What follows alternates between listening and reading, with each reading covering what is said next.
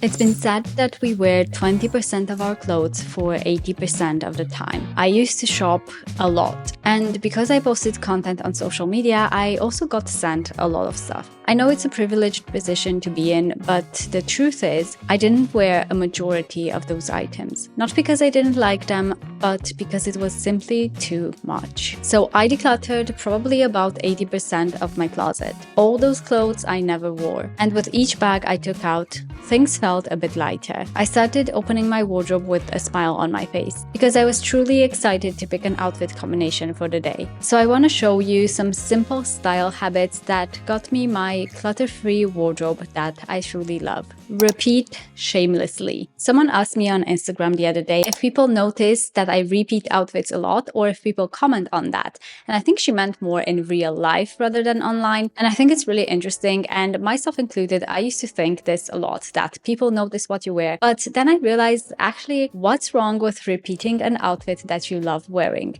an outfit that you feel comfortable in. And if I have an outfit that I really love, I am going to repeat it a lot. And I think that's, more sustainable long term because we don't feel this constant need to buy new stuff. Since we already have items that we like, it's okay for other people to see you repeat outfits, because I do think we kind of need to change a bit this narrative that we have, that we constantly need new outfits, that people are constantly judging us. I know I used to struggle a lot with fear of judgment, whether it's, posting content online or what people think of me or what people think of what I'm wearing. And over the years, I realized that most people do not pay as much attention to us as we think they do.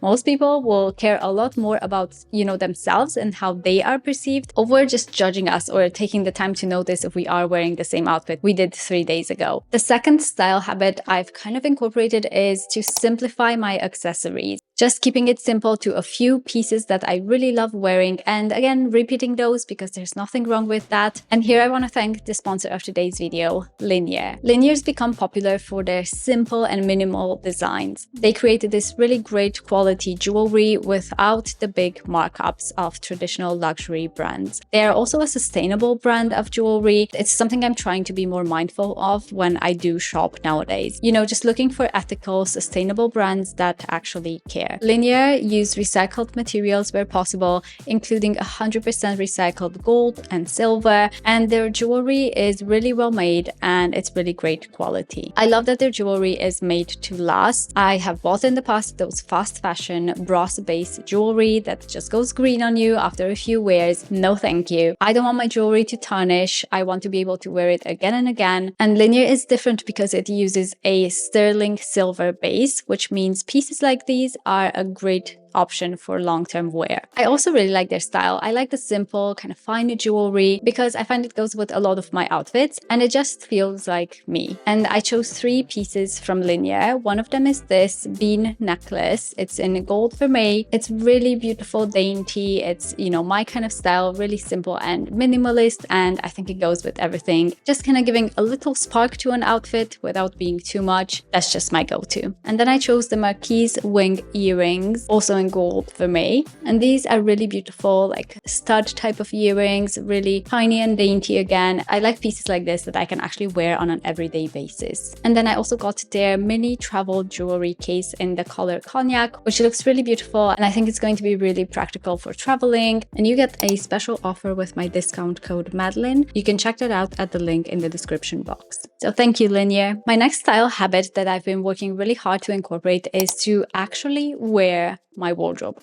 to make sure I actually wear the pieces that are in my wardrobe. About a year ago, I created my digital wardrobe on the Index app. It's free to use, and I've been tracking my outfits ever since. And it's been really interesting for me to see exactly what I'm wearing, what I'm not wearing, and keeping in mind that, we wear 20% of the items in our wardrobe for 80% of the time, which means there's 80% of our wardrobe that we do not wear, and it just stays in there. It's gathering dust. It's not serving anyone. That was me a few years ago, and that was the point where I decided to declutter because I was just so done with having so many items in there that I loved the look of them.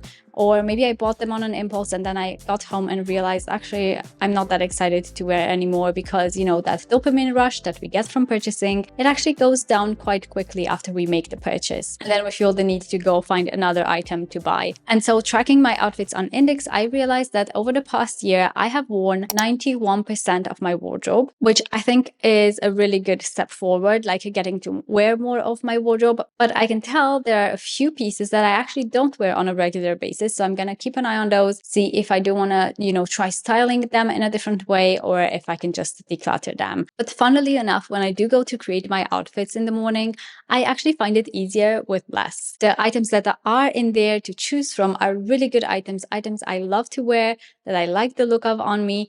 It's actually much easier to create an outfit and to style them together, mix them up, because most of them kind of go with each other. They all feel good on me, and it just makes things easier. Who would have thought? One in, one out. You knew I was going to say this, didn't you? This is something I've been trying my best to practice for the past year or two. It's basically when I go to buy a new item, I will look in my wardrobe and declutter an item. Because if we keep, you know, buying and buying stuff, but we're not decluttering any of the old stuff, then things are just going to pile on. Like, it's just basic maths, right? This is something I didn't realize for the longest time. I would keep buying items or getting sent items, but I would never declutter the old ones. I would just keep everything. I don't know if it was kind of this like, you know, scarcity mindset and feeling like I need to accumulate a lot, but it's actually a lot more freeing to get rid of what you don't wear and to keep the items you do love. And so the one in, one out rule has been really helpful for me, and it's helped me kind of stay in check with my wardrobe and not let it pile up again. My next style habit is keeping a wish list, because I'm like a kid. I started doing wish lists with my kids for toys, because, you know, when you go in a shop with your kids and they always want toys, like they'll always find something they want in the shops, which is fine. But obviously I don't want to buy a toy every single time we go to the shop. And so we started doing a wish list where we take a picture of the item and we keep it in like an album on my phone. And it was so helpful. It worked so well with my kids. And then I realized, why don't I use that for myself? Because I was really struggling with impulse buying. I would go to the shops and I would, just like a kid, I would always find something I like. I would always find something that's on sale and I need to get it now because FOMO. I would find things that I like, things that I felt like I needed in my wardrobe. But just like a kid, as soon as I bought it, novelty wears off and it just stays in my wardrobe for a long time. And so doing the wishlist thing has been life-changing.